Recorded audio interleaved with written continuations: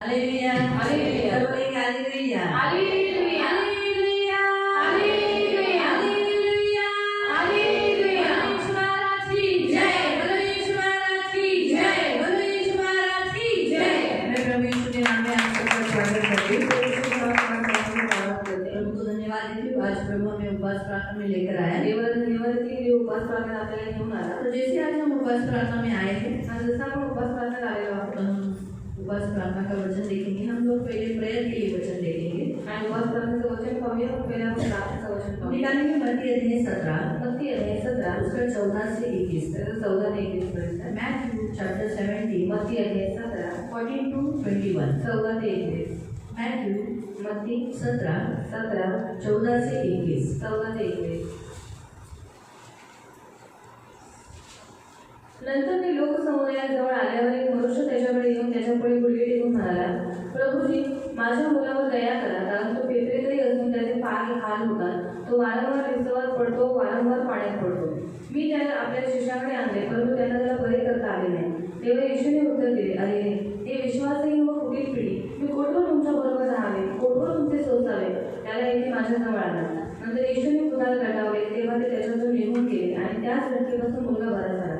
नंतर शिष्य एकाही येशूजवळ येऊन म्हणाले, आम्हाला ते का काढता आले नाही? तो त्यांना म्हणाला, तुमच्या अल्पविश्वासामुळे. कारण मी तुम्हाला खचित सांगतो की जर तुमच्यामध्ये मोहरीच्या दाण्याएवढा विश्वास असला तर या डोंगराला इकडून तिकडे सरकसे तुम्ही म्हटल्यास तो सरकेल, तुम्हाला काहीच असाध्य होणार नाही. तरी पण प्रार्थना व उपवास यांच्यापासून असले जातीचे भूत निघत नाही. आमीन. हम यहाँ देखते हैं दुष्टात्मा ग्रस्त को यीशु मसीह ने चंगाई दी आणि दुष्टात्मा ग्रस्त व्यक्तीला यीशु ख्रिस्ताने बरं केलं. तो उसके शिष्यों के पास भी वो दुष्टात्मा ग्रस्त व्यक्ति को लड़के को लेकर आए थे आणि त्याच्या शिष्यांजवळ पण तो दुरात्माने ग्रस्त होत्या मुलाला घेऊन आले होते. वो शिष्य जिन्होंने दुष्टात्माओं को निकाला था आणि ते शिष्य त्या शिष्याने दुरात्मांना काढलेलं होतं. ये 10 में अगर आप पढ़ोगे तो सेवा कर जब यीशु के शिष्य आए थे तो बड़े आनंदित थे. आणि मग ते 10 मध्ये तुम्ही वाचू शकता की यीशु ख्रिस्ताचे शिष्य जेव्हा सेवा करण्यासाठी गेले तेव्हा ते परत आले तेव्हा ते आनंदाने दुष्टात्माओं को निकाला था आणि त्याने दुरात्मांना काढलेलं होतं. हम यहाँ देखते हैं कि अभी एक फिट का आत्मा है जिसमें एक छोटा सा लड़का है, लेकिन उसमें का दुष्ट आत्मा निकाल नहीं पाए. आणि ते आपण पाहतो की लहानसा मुलगा आहे त्याच्यामध्ये पेपरेतरीची आत्मा आहे तो आत्मा निघत नाही. क्योंकि वो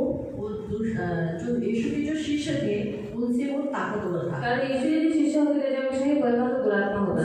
बड़ी ताकत थी. त्याच्यामध्ये 12 शिष्य जो यीशु में थे उनमें जो आत्मिक शक्ति थी उन आत्मिक शक्ति से इस आत्मा में ज्यादा शक्ति थी. आणि येशू ख्रिस्ताचे जे शिष्य होते त्यांच्यामध्ये जी आत्मिक शक्ती होती त्याच्यापेक्षा जास्त जो दुरात्मा होता त्याच्यामध्ये शक्ती होती. इसी कारण से उसे निकाल नहीं पाए आणि म्हणूनच तो त्याला काढू नहीं शकले. इसलिए उनके शिष्यों को शक हो गया, डाउट हुआ कि अरे ऐसा प्रश्न हो गया कि हम इसे क्यों नहीं निकाल सके, हमने इतने दुष्टात्माओं को निकाला फिर ये दुष्टात्मा को क्यों नहीं निकाल पाए. आणि म्हणून त्यांच्या मनामध्ये असा संशय आला की एवढे दुरात्मे आम्ही काढले पण ह्या दुष्टात्म्याला आम्ही काढू नाही शकलो. इसलिए यीशु मसीह को अकेले में पूछा कि क्या कारण है. आणि म्हणूनच यीशु ख्रिस्ताला त्याने एकट्यामध्ये विचारलं की कारण काय. यीशु ने कहा उपवास की घटी के कारण. आणि यीशु त्यांना म्हणाला की उपवासाची कमतरता आहे. जीवन में शिष्य उपवास नहीं करते आणि त्याचे शिष्य उपवास करत नव्हते. उपवास न करने के कारण आणि उपवास न केल्यामुळे उस आत्मा से बलवान नहीं थे आणि ते आत्मेपेक्षा बलवान नव्हते. बाइबल में लिखा है कि अगर तुम्हारा घर तुम्हें सुरक्षित रखना है आणि बाइबल मध्ये सांगतं की जर तुम्हाला तुमचं घर सुरक्षित ठेवायचं आहे क्या करना है, तुम्हाला काय करायचं, तुम्हें जो चोर आने वाला है उससे बलवान होना है आणि जो चोर येणार आहे त्याच्यापेक्षाही बलवान तुम्हाला बनावं लागेल. तैयार रहना है आणि तुम्ही तयार राहायचा. क्या करेगा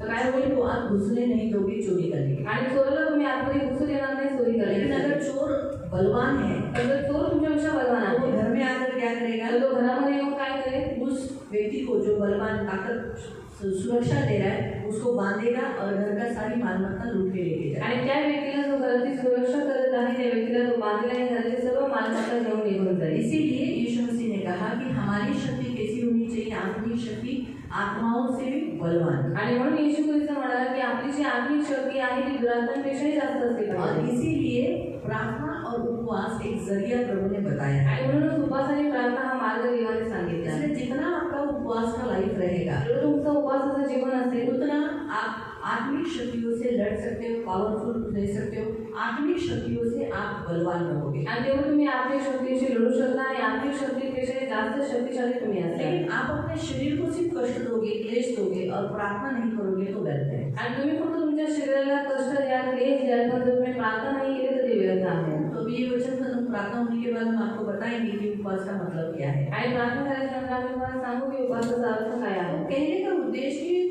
उपवास किया है तो हमारा प्रार्थना होना चाहिए। आणि उपवास केलेला आहे तर आपली प्रार्थना पण झाली इसलिए यहाँ पाहिजे। लिखा है यह जाति प्रार्थना और उपवास के नहीं निकलती। आणि म्हणून सांगितलेलं आहे की ही जी जाती आहे ती उपवास आणि प्रार्थनेशिवाय निघत तो आज नाही। हम लोग उपवास प्रार्थना में आए हैं। आज आपण उपवास प्रार्थनेमध्ये आलेलो आहोत। इसीलिए हम क्या करेंगे, म्हणून आपण काय करू, हम प्रार्थना भी करेंगे। आपण प्रार्थना जैसे उपवास है जसं उपवास आहे प्रार्थना भी करेंगे। मग प्रार्थना सुद्धा करू। तो मैं आपको विषय दूंगी मी तुम्हाला विषय देईन और इन विषयों को हम मिलकर एकत्रित प्रार्थना त्या करेंगे। विषयांसाठी आपण मिळून एकत्रित होऊन प्रार्थना अगर करू। हम उपवास प्रार्थना में आते हैं, मैं करती हूँ, आपके ब्रदर करते हैं, भाई विनय या एक नाथ भाई, ऐसे 2-3 थोड़े लोग ही करते हैं, पर बाकी के सब साइलेंट रहते हैं। वैसे नहीं, उपवास प्रार्थना में सभी ने प्रार्थना करना है। आणि उपवास प्रार्थनेमध्ये अक्सर लोक आल्याच्या नंतर फक्त मोजकी लोकच प्रार्थना करतात, बाकी सगळे शांत असतात, पण उपवास आपण करतो तर आपली प्रार्थना पण झालीच तो पाहिजे। आपकी प्रार्थना प्रभु तक पहुँचनी आणि चाहिए। तुमची प्रार्थना देवापर्यंत पोहोचली आपको पाहिजे। मालूम है जब आप प्रार्थना करते हो, आणि तुम्हाला आधी जेव्हा तुम्ही प्रार्थना बाइबल करता में लिखा है कि पहाड़ हट जाता है आणि बायबलमध्ये लिहिण्यात आलेले आहे की डोंगर और समुद्र में जा पड़ता है। आणि तो जाऊन समुद्रात इतनी पडतो। ताकत होती है प्रार्थना आणि में, ती शक्ती आहे प्रार्थनेमध्ये, खास करके उपवास में। आणि खास करून उपवासात। तो आप जब उपवास में प्रेयर करते हो, आणि जेव्हा तुम्ही उपवासात प्रार्थना करता प्रियो,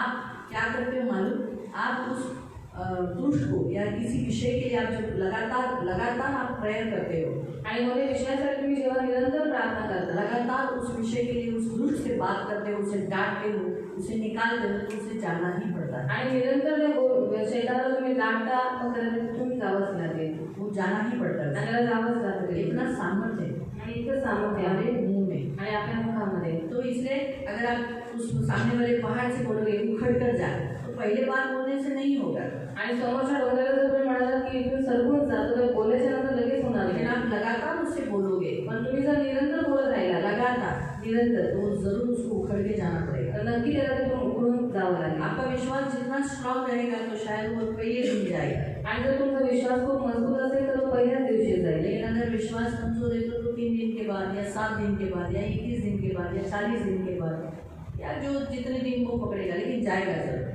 जर तुमचा विश्वास थोडासा निर्बल असेल तर 7 दिवसानंतर किंवा 14 दिवसानंतर किंवा 21 किंवा 40 दिवसानंतर निघून जाईल, पण तो नक्की निघून जाईल तो जाएगा जरूर। आणि तो जाईल नक्की। क्योंकि प्रभु ने अथॉरिटी आपको दी है। कारण देवाने तो अधिकार तुम्हाला दिलेला आहे। तो आप सब लोग अपनी नोटबुक और पेन ले लो, आणि सगळ्यांनी आपली नोटबुक आणि पेन घ्या। मैं विषय बताऊंगी, उस विषय के लिए आपको प्रेयर करना है। आणि तुम्हाला विषय सांगेल, या विषयांसाठी तुम्हाला प्रार्थना करायची आहे। लिखो।